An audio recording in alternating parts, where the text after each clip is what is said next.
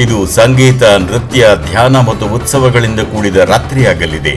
ರಾಘವೇಂದ್ರ, ಈಗ ಈ ಅಪರಾಧ ಪ್ರಕರಣಗಳಿಗೆ ಸಂಬಂಧಪಟ್ಟಂತೆ ಮಾತನಾಡಬೇಕಾದ್ರೆ ಕಾನೂನು ಪರಿಭಾಷೆಯಲ್ಲಿ ಸಾಂದರ್ಭಿಕ ಸಾಕ್ಷ್ಯಗಳು ಅಂತಾರೆ. The news minute and news laundry ಎರಡು ಸ್ವತಂತ್ರ ಸಂಸ್ಥೆಗಳು ತನಿಖೆ ಮಾಡ್ತವೆ. ಈಗ ಇಲ್ಲಿ ಏನೋ ಒಂದು ದುಡ್ಡು ಕೊಟ್ಬಿಡ್ತೀನಿ ಸ್ವಾಮಿ, ನನ್ನ ಕೆಲಸ ಮಾಡಿಕೊಡಿ, ಇದೊಂದು ಭಾಗ, ನೀನು ದುಡ್ಡು ಕೊಡಲೇಬೇಕು, ರೈಡ್ ಮಾಡಿಸ್ತೀನಿಲ್ಲ ಅಂದರೆ. ರೈಡು ಆಗಿಬಿಟ್ಟಿವೆ. ರೈಡ್ ಆದಮೇಲೆ ಅವರುಗಳು ಸೇಫ್ ಆದರು. ಸುಮಾರು 300ಕ್ಕಿಂತ ಹೆಚ್ಚಿನ ಕಂಪನಿಗಳು ಎಕ್ಸ್ಟಾರ್ಷನ್ಗೆ ಒಳಗಾಗಿವೆ ಅಂತ ರಿಪೋರ್ಟ್ ಹೇಳುತ್ತೆ. Extortion nothing but kidnap, nothing but ಒತ್ತೆ ಹಣ, ಜೊತೆ ಹೆದರಿಸೋದು, ಹಣ ವಸೂಲಿ ಮಾಡೋದು, ಬ್ಲ್ಯಾಕ್ ಮೇಲ್ ಮಾಡೋದು ಅಂತಾರೆ. ಅದು ನಡೆದು ಹೋಗಿದೆ. ದುಡ್ಡು ಹಣ ಬರಬೇಕು ಅಂದರೆ ಕ್ಯಾಶಲ್ಲಿ ಕೊಡೋಕ್ಕಾಗಲ್ಲ. ಅದಕ್ಕೆ ಈ ಒಂದು ಎಲೆಕ್ಟ್ರಲ್ ಬಾಂಡನ್ನು ಬಳಸ್ಕೊಂಡಿದ್ದಾರೆ ಅಂತ. ಪ್ರಜೆಗಳನ್ನು ಕಾಪಾಡಬೇಕಾದಂತಹ ರಾಜನೇ ಪ್ರಜೆಗಳನ್ನು ಕೊಲೆ ಮಾಡಕ್ಕೆ ಹೋದರೆ ಇಲ್ಲಿ ಯಾರು ನೋಡಿ, ವಿರೋಧ ಪಕ್ಷಗಳ ಹಾಗೆ ಇವರು ಇಲ್ಲಿವರೆಗೂ ವಾಯ್ಸ್ ರೈಸ್ ಮಾಡಿಲ್ಲ. ಇದು ಪ್ಲಾನಿಂಗು 2017ರಲ್ಲೇ ಸ್ಟಾರ್ಟ್ ಆಯಿತು. 2017ರಲ್ಲಿ ಅವರು ಪೀಪಲ್ ರೆಪ್ರೆಸೆಂಟೇಷನ್ ಆ್ಯಕ್ಟನ್ನ ಚೇಂಜ್ ಮಾಡಿದ್ರು. 29C ಈ ಒಂದು ಎಲೆಕ್ಟ್ರಲ್ ಬಾಂಡನ್ನು ಇಂಪ್ಲಿಮೆಂಟೇಷನ್ ಮಾಡಿದ್ರು. ಮಾಡ್ದಾಗಿಂದ ಇಲ್ಲಿವರೆಗೂ ಯಾರೂ ಧ್ವನಿ ಎತ್ತಿಲ್ಲ. ಬೈ ಉಕ್ಕರ್ ಕುಕ್ ಎಲೆಕ್ಷನ್ ಕಮಿಷನ್ ಅಥವಾ ADR 2019ನಲ್ಲಿ ಫೈಲ್ ಮಾಡ್ತು. ಏನಂತ ನೋಡಿ, ಬರುವಂಥ ಹಣಕ್ಕೆ ನಮಗೆ ಡೇಟಾ ಬೇಕು, ಯಾರು ಕೊಡ್ತಾ ಇದ್ದಾರೆ, ಯಾರು ಎನ್ಕ್ಯಾಶ್ ಮಾಡ್ಕೊಂಡಿದ್ದಾನೆ, ಮತ್ತು ಎಷ್ಟು ಡಿನಾಮಿನೇಷನು, ಡೇಟು ಕೊಡಿ ಅಂತಂದರು. ಈಗ SBI ಬಗ್ಗೆ ಮಾತಾಡೋದಾದರೆ ಇಟ್ ಈಸ್ ವೆರಿ ಕ್ಲಿಯರ್. ಅವರು ಒಂದು ಸಪ್ರೇಟ್ OS ಮಾಡಿದ್ದಾರೆ, ಆಪರೇಟಿಂಗ್ ಸಿಸ್ಟಮ್ನ ಕ್ರಿಯೇಟ್ ಮಾಡಿದ್ದಾರೆ ಟು ಮೇಂಟೈನ್ ದಿಸ್ ಡೇಟಾ. ಯಾವುದನ್ನ ನಾವು ಇವತ್ತೇನು ಸಬ್ಜೆಕ್ಟ್ ಮಾತಾಡ್ತಿದ್ದೀವಿ, ಈ ಸಬ್ಜೆಕ್ಟ್ಗೆ ಒಂದು ಸಪ್ರೇಟ್ OS 3500 ಕೋಟಿ ಅಂತ ಏನು ಹೇಳ್ತಿದ್ದೀವಲ್ಲ, ಇಟ್ ಇನ್ಕ್ಲೂಡ್ಸ್ ದಟ್ ಆಲ್ಸೋ. ಆ ಒಂದು ಸಾಫ್ಟ್ವೇರ್ನ ಆಪರೇಟ್ ಮಾಡಿಕೊಂಡು ಇಟ್ಕೊಂಡಿದ್ದಾರೆ. SBI ಅವರು ಒಂದು ಇಂಟರ್ವ್ಯೂಲ್ ಮಾತಾಡ್ತಾ ಇದ್ರು, ಇಟ್ ಈಸ್ ಎ ಜೋಕ್. ನಾವು ಪ್ರತಿದಿನ ಬ್ಯಾಂಕನ್ನು ಕ್ಲೋಸ್ ಮಾಡೋದಕ್ಕಿಂತ ಮುಂಚೆಗೆ ಅವತ್ತಿನ ಲೆಕ್ಕವನ್ನ ಬುಕ್ಸ್ಗಳನ್ನ ಕ್ಲೋಸ್ ಮಾಡ್ತೀವಿ. ನ್ಯಾಯಮೂರ್ತಿ ಅವರು ದೊಡ್ಡ ತಮಾಷೆ, ಇದು ತಮಾಷೆ ಅಂತ ಹೇಳ್ತಾ ಇದ್ರು. ಇಂಥ ಉತ್ತರ SBI ನಿವೃತ್ತ ನ್ಯಾಯಮೂರ್ತಿ ಸುಪ್ರೀಂ ಕೋರ್ಟ್ ಎಕ್ಸಾಂಪಲ್ ಇಂಟರ್ವ್ಯೂ ಮಾಡಿದ್ದಾರೆ ಅವ್ರನ್ನ. ಈಗ ಲೇಮನ್ ಲ್ಯಾಂಗ್ವೇಜ್ ಅಲ್ಲಿ ಜನಗಳಿಗೆ ಅರ್ಥ ಆಗೋದಾದ್ರೆ, ನಾವು ಬ್ಯಾಂಕ್ ಅಲ್ಲಿ ಇವತ್ತು ದುಡ್ಡು ಹಾಕಿದ್ರೆ ಅವತ್ತು ಬಂದು ಕ್ರೆಡಿಟ್ ಆಗಿರುತ್ತೆ, ಅದಕ್ಕೊಂದು ಟ್ರಾನ್ಸಾಕ್ಷನ್ ID ಕ್ರಿಯೇಟ್ ಆಗಿರ್ತದೆ. ಸೊ ಪ್ರತಿಯೊಂದಕ್ಕೂ ಬ್ಯಾಂಕ್ ಒಂದು ಎಂಪ್ಲಾಯಿ ಆನ್ಸರಬಲ್. ಇವತ್ತು ಯಾರೋ ಒಬ್ಬ 1 ಕೋಟಿ ತಂದು ಕೊಟ್ಟ, ಅಲ್ಲೊಂದು ಪ್ರಿಂಟ್ ಆಯ್ತು, ಅದು ಎಂಟರ್ ಆಗಿದೆ, ಅದೊಂದು ಟ್ರಾನ್ಸಾಕ್ಷನ್ ID ಕ್ರಿಯೇಟ್ ಆಗಿದೆ. ಇನ್ನೊಬ್ಬನಿಗೆ ಕೊಡ್ತೀವಿ 15 ದಿನದೊಳಗೆ ಅವ್ನು ಎನ್ಕ್ಯಾಶ್ ಮಾಡ್ಕೊಂತಾನೆ, ಅದಕ್ಕೊಂದು ಟ್ರಾನ್ಸಾಕ್ಷನ್ ID ಕ್ರಿಯೇಟ್ ಆಗುತ್ತಾ? ಡೇಟಾ ಆಯ್ತು, ಭೌತಿಕವಾಗಿ ನಾವು ಬಿಟ್ಬಿಡೋಣ, ಪ್ರಿಂಟ್ ಮಾಡಿರೋದು ತಗೊಂಡೋಗಿರೋದು ಬಿಟ್ಬಿಡೋಣ, ಡೇಟಾ ಟ್ರಾನ್ಸಾಕ್ಷನ್ ವೈಸ್ ನಮಗೆ ಸಿಕ್ಕಿದೆಯಾ?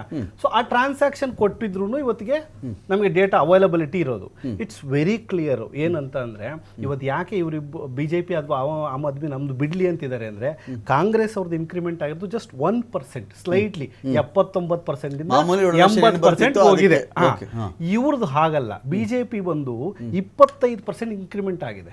ಇಟ್ ವಾಸ್ ಅರೌಂಡ್ 45, ಇವತ್ತು 65+ ಇದೆ. ಅಂದ್ರೆ ಈ ಎಂಟೈರ್ ಕಪ್ಪು ಹಣ, ಇವತ್ತೇನು ಕಿಕ್ ಬ್ಯಾಕ್ ಬಗ್ಗೆ ಮಾತಾಡಿದ್ರು, ಯಾವುದೇ ಸರ್ಕಾರ ಆಡಳಿತದಲ್ಲಿದ್ದರೆ, ಅವ್ರು ಇವಾಗ ಅಧಿಕಾರದಲ್ಲಿದ್ದರೆ, ಆಬ್ವಿಯಸ್ಲಿ ಅವರು ನಾವು ನಾನು ಈ ರೀತಿ ದುಡ್ಡು ತಗೊತಾ ಇದ್ದೀನಿ, ಇಟ್ ಈಸ್ ಪ್ರಿಪೇರ್ಡ್. ನಾವು ಇದೊಂದು ಕಾಯ್ದೆ ಮಾಡಿರೋದು ಏನಕ್ಕೆ? ದುಡ್ಡನ್ನ ಈಸ್ಕೊಳ್ಳೋದಕ್ಕೆ. ಈಸ್ಕೊಂತಾ ಇದ್ದೀವಿ. ಇದು ಜೋಕ್ ಏನು ಅಂತ ಅಂದ್ರೆ, ನಾವು 2017ರಲ್ಲಿ ಇದನ್ನ ಮಾತಾಡಕ್ ಹೋದಾಗ ಅವ್ರು ಒಂದು ಮಾತು ಹೇಳ್ತಿದ್ರು BJP ಅವರು, ನಾವು ಬ್ಯಾಂಕಲ್ಲಿ ಟ್ರಾನ್ಸಾಕ್ಷನ್ ಮಾಡ್ತಿದ್ರು, ಕಪ್ಪು ಹಣದ ಪ್ರಶ್ನೆ ಬರಲ್ಲ ಅಂತ.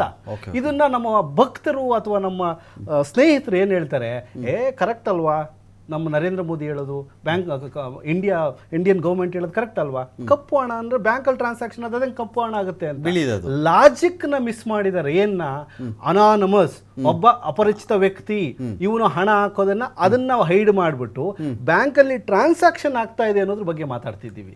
ಎಷ್ಟು ನೋಡಿ ವಿಚಿತ್ರ. ನಮ್ಗೆ ಎಜುಕೇಶನ್ ಸಿಕ್ಕಿ, ನಾವು ಡಿಗ್ರಿಗಳನ್ನ ಓದಿ, ನಾವೆಲ್ಲ ಸೋ ಕಾಲ್ಡ್ ಮಾಸ್ಟರ್ ಡಿಗ್ರಿ ಮಾಡಿದ್ದೀವಿ ಅಂತ ಅಂದ್ರೂ ನಮ್ಗೆ ಈ ಸಿಂಪಲ್ ಲಾಜಿಕ್ ಮಿಸ್ ಮಾಡ್ಕೊಳ್ಳದೆ, ಹಾಕು ಓಟ್ ಹಾಕು, ನಮ್ಮ ದೇವ್ರವರು ಅಂತ ಹಾಕೋಣ. ದೇವ್ರಿಗೆ ಓಟ್ ಹಾಕೋಣ. ಪ್ರಜಾಪ್ರಭುತ್ವ ವ್ಯವಸ್ಥೆಯಲ್ಲಿ ಟ್ರಾನ್ಸ್ಪರೆನ್ಸಿ ಇದ್ರೆ ನಾವು ಯಾರನ್ನ ಬೇಕಾದ್ರೂ ಸಪೋರ್ಟ್ ಮಾಡೋಣ.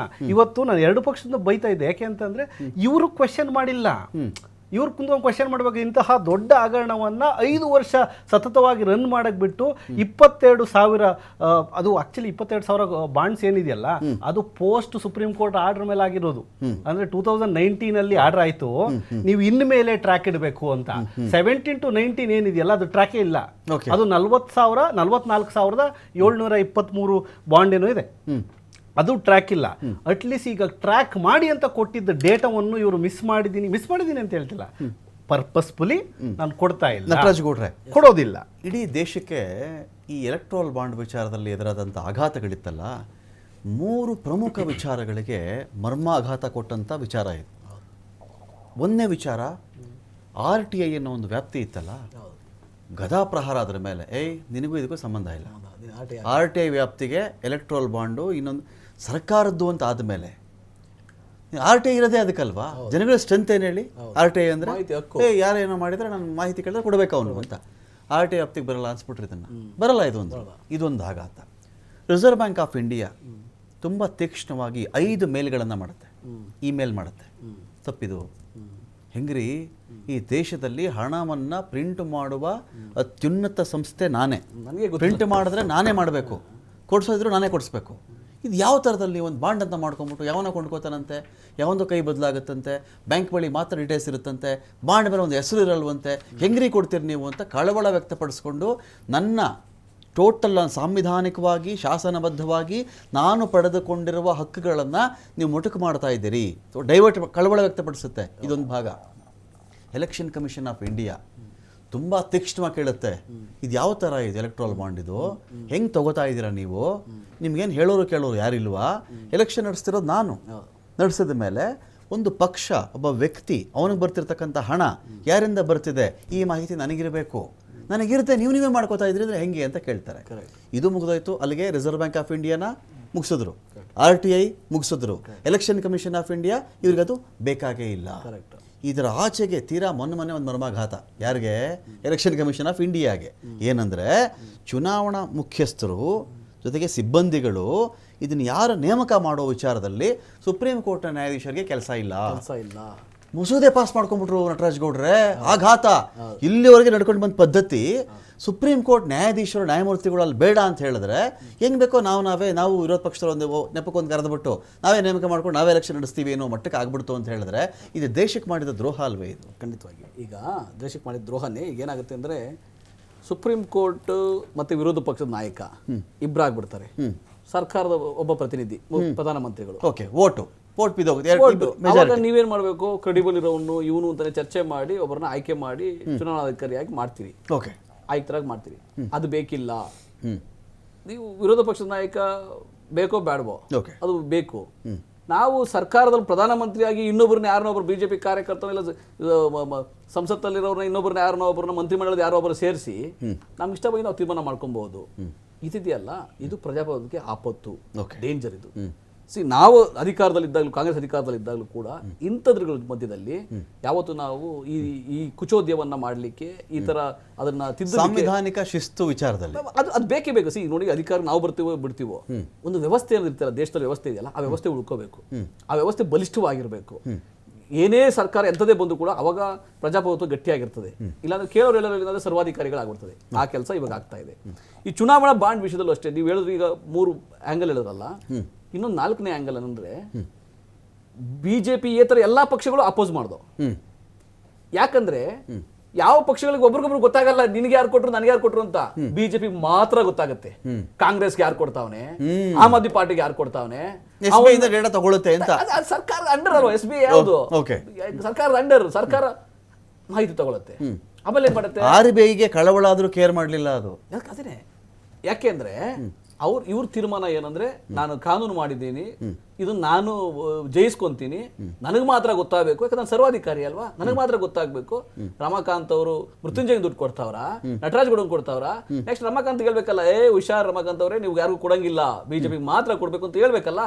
ಅದು ಯಾರು ಗೊತ್ತಾಗುತ್ತೆ ಮಾಹಿತಿ? ಇದ್ರ ಮುಖಾಂತರ ಗೊತ್ತಾಗುತ್ತೆ. ಈ ವ್ಯವಸ್ಥೆ ಎಂತಹ ಜೀಡರ ಬೆಲೆಯನ್ನ ಅವರು ಎಳೆದ್ಬಿಟ್ಟು ಅವ್ರಿಗೆ ಅನುಕೂಲ ಮಾಡಿಕೊಂಡು ಇವತ್ತು ಆ ಭ್ರಷ್ಟಾಚಾರ ಬಹಿರಂಗ ಆಗ್ತಾ ಇದೆ, ಬೆತ್ತಲೆ ಆಗ್ತಾ ಇದೆ. ಬಿಜೆಪಿ ಬೆತ್ತಲೆ ಆಗ್ತಾ ಇದೆ. 140 ಕೋಟಿ ಜನ ಇವತ್ತು ತಿರುಗಿ ನೋಡ್ತಾ ಇದ್ದಾರೆ. ಜನರಲ್ ರೀ, ಒಂದೇ ಒಂದು ಭ್ರಷ್ಟಾಚಾರ ನಮ್ದು ಇದೆಯೇನ್ರಿ? ತೋರಿಸ್ರಿ ನಮ್ದು 10 ವರ್ಷಗಳಲ್ಲಿ ಅಂತ ಮಾತಾಡ್ತಾರೆ. ನಿಮ್ಮ ಆನ್ಸರ್ ಅನ್ನೋದಕ್ಕೆ ಇದರೊಳಗೆ 1-2 ಅಲ್ಲ. ಈಗ ಇದಕ್ಕೆ ಹೆಂಗೆ ನೀವು RTI ವ್ಯಾಪ್ತಿಯಿಂದ ಆಚೆಗಿಟ್ರು, ನಾವು ರಫೇಲ್ ಹಗರಣದಲ್ಲೂ ಇದೇ ಮಾತಾಡಿದ್ವಿ ಅಲ್ಲ ರೀ. 520 ಕೋಟಿ ಇದ್ದಿದ್ದು 1400 ಕೋಟಿ ಹೆಂಗಾಯ್ತು? ಮಾಹಿತಿ ಕೊಡಿ. ಅದು ಗೌಪ್ಯತೆ, ಹೇಳಕ್ಕಾಗಲ್ಲ. ರೀ ಸ್ಪೆಸಿಫಿಕೇಶನ್ ಯಾಕೆ ಚೇಂಜ್ ಆಯ್ತು ಮಾಹಿತಿ ಕೊಡ್ರಿ, ಅದು ಗೌಪ್ಯತೆ ಹೇಳಕ್ಕಾಗಲ್ಲ ರೀ. ಟೆಕ್ನಾಲಜಿ ಯಾಕೆ ಹೆಚ್ಚಾಗಿ ಟ್ರಾನ್ಸ್ಫರ್ ಆಗಿಲ್ಲ? ದೇಶದ ಸಮಗ್ರತೆಯನ್ನು ಕ್ವಶನ್ ಮಾಡ್ತಾ ಇದ್ದೀರಿ ನೀವು, ಭದ್ರತೆಯನ್ನು ಕ್ವಶನ್ ಮಾಡ್ತಾ ಇದ್ದೀರಿ ನೀವು. ಅಲ್ಲ HAL ಯಾಕೆ ಟೆಕ್ನಾಲಜಿ ಟ್ರಾನ್ಸ್ಫರ್ ಆಗಿಲ್ಲ? ನಾವು ಅದೆಲ್ಲ ಗೌಪ್ಯತೆ ಹೇಳಕ್ಕಾಗಲ್ಲ. ಅದೇ ನಾನು ಒಂದು ನಿಮ್ದೇನೋ ಕಮೆಂಟ್ ಓದ್ತಿದ್ದೆ, ಒಂದು ಗುಂಡು ಪಿನ್ನು ಮಾಡಿಲ್ಲ, ಒಂದು ರಕ್ಷಣಾ ಸಾಮಗ್ರಿದ ಗುಂಡು ಪಿನ್ನು ಮಾಡಿದ್ರೆ ಕಂಪ್ನಿಗೆ, ಪ್ರೈವೇಟ್ ಕಂಪ್ನಿಗೆ ಇವರು ಟೆಂಡರ್ ಕೊಟ್ಟರು ಅಂತ. ಅದು ಯಾವಾಗ ಈ ಟೆಂಡರ್ ಕೊಡಕ್ ಮುಂಚೆ 15 ದಿನ ಮುಂಚೆ ಆ ಕಂಪ್ನಿ ರಿಜಿಸ್ಟರ್ ಆಗ್ತದೆ. Okay okay. ಅನಿಲ್ ಅಂಬಾನಿದು. ಈ ರೀತಿಯ ವ್ಯವಸ್ಥೆಯನ್ನ ಇವರು ತಮಗ್ ಬೇಕಾದಂಗೆ ಮಾಡ್ಕೊಂಡು ಬರ್ತಾರೆ. ಇದು ತುಂಬಾ ಇವಾಗ ಜನಕ್ಕೆ ಗೊತ್ತಾಗ್ತಾ ಇದೆ. ಜನಕ್ಕೆ ಈಗ ಬಿಜೆಪಿ ಏನೇ ಮ್ಯಾನಿಪುಲೇಟ್ ಮಾಡಿದ್ರು ಕೂಡ ಬಹಿರಂಗ ಆಗ್ತದೆ, ಗೊತ್ತಾಗ್ತದೆ. ಸುಪ್ರೀಂ ಕೋರ್ಟ್ ಒಂದು ಐತಿಹಾಸಿಕ ತೀರ್ಮಾನ ತೆಗೆದುಕೊಂಡ್ರು ಕೂಡ ಅದನ್ನ ಮ್ಯಾನಿಪುಲೇಟ್ ಮಾಡ್ಲಿಕ್ಕೆ ಇವರು ಪ್ರಯತ್ನ ಮಾಡ್ತಾ ಇರೋದು ಬಹಿರಂಗ ಆಗಿದೆ. ಇದನ್ನ ನಾವು ಸುಪ್ರೀಂ ಕೋರ್ಟ್ ಚಾಲೆಂಜ್ ಆಗುತ್ತೆ. ಇದು ನಾಳೆ ಸುಪ್ರೀಂ ಕೋರ್ಟ್ ಚಾಲೆಂಜ್ ಆಗುತ್ತೆ. ಸುಪ್ರೀಂ ಕೋರ್ಟ್ ತೀಕ್ಷ್ಣವಾಗಿ ಒಂದು ಸ್ಮಾಲೆಸ್ಟ್ ಒಬ್ಬ ಕಂಪ್ಯೂಟರ್ ಸೈನ್ಸ್ ಇಂಜಿನಿಯರ್ ಅವನಿಗೆ 6 hours ಕೊಟ್ಬಿಡಿ, 6 ಫಾರ್ಮ್ಯಾಟ್ ಅಲ್ಲಿ ನಿಮ್ಗೆ ಡೌನ್ಲೋಡ್ ಮಾಡ್ಕೊಟ್ಬಿಡ್ತಾನೆ ಯಾರು ಡೋನರ್ಸ್ ಇದಾರೆ ಅಂತ. ಒಬ್ಬ ಇಂಜಿನಿಯರ್ ಸಾಕು, ಒಬ್ಬ ಕಂಪ್ಯೂಟರ್ ಸೈನ್ಸ್ ಇಂಜಿನಿಯರ್ 6 ಫಾರ್ಮ್ಯಾಟ್ ಅಲ್ಲಿ ಡೌನ್ಲೋಡ್ ಮಾಡ್ಬಿಟ್ಟು ಸುಪ್ರೀಂ ಕೋರ್ಟ್ ಸಬ್ಮಿಟ್ ಮಾಡ್ಬಿಡ್ತಾನೆ. SBI ಇಂತಹ ಓಪನ್ ಸುಳ್ಳನ್ನ ಬಿಜೆಪಿಯ ಪರವಾಗಿ, ಬಿಜೆಪಿಯ ಕೇಂದ್ರ ಸರ್ಕಾರದ ಚಿತಾವಣೆ ಮೇಲೆ ಕೊಡ್ತಾ ಇರೋದು ಅದರ ಕ್ರೆಡಿಬಿಲಿಟಿ. SBI ಎಲ್ಲೂ ಕಾಂಗ್ರೆಸ್ ಅವ್ರದ್ದು, ಆಮ್ ಆದ್ಮಿ ಅವ್ರದ್ದು, TMC ಅವ್ರದ್ದು, DMK ಅವ್ರದ್ದು ಡೇಟಾಗಳನ್ನು ಕೊಟ್ರೆ ನಿಮ್ಗೆ ಏನು ತಕರಾರು ಇಲ್ಲ, ಕೊಡ್ಲಿ. ನಾವೇನ್ ಗೊತ್ತಾ, ನಾವು ದುಡ್ಡು ತಗೊಂಡಿಲ್ಲ ಅಂತ ಹೇಳಿಲ್ಲ, ಬಟ್ ಯಾರು ಕೊಟ್ಟವ್ರು ಅಂತ ಗೌಪ್ಯವಾಗಿ ಹಿಡಿತ ಹೇಳ್ತಾ ಇಲ್ಲ. ನಾವು ದುಡ್ಡು ಬಂದಿದೆ, ನಮಗೆ ದುಡ್ಡು ಬಂದಿದೆ, ಅದನ್ನ ಮುಚ್ಚಿಡ್ಬೇಡ್ರಿ, ಬಿಡಿ ಬಹಿರಂಗವಾಗಿ. ಅದೇನು ಅಭ್ಯಂತರ ಇಲ್ಲ. ಅದು ಕಾನೂನನ್ನ ನೀವು ತೆಗೆದು ಎಲ್ಲರಿಗೂ ಒಂದೇ ಅಲ್ವಾ, ಏಕರೂಪ ಇರ್ಬೇಕಲ್ಲ. ನಂದು ಮಾತ್ರ ಬಿಟ್ಟು, ಆ ಮಂದಿ ಮಾತ್ರ ಬಿಟ್ಟು ಬಿಜೆಪಿ ಗೌಪ್ಯ ಮಾಡಂಗಿಲ್ಲ.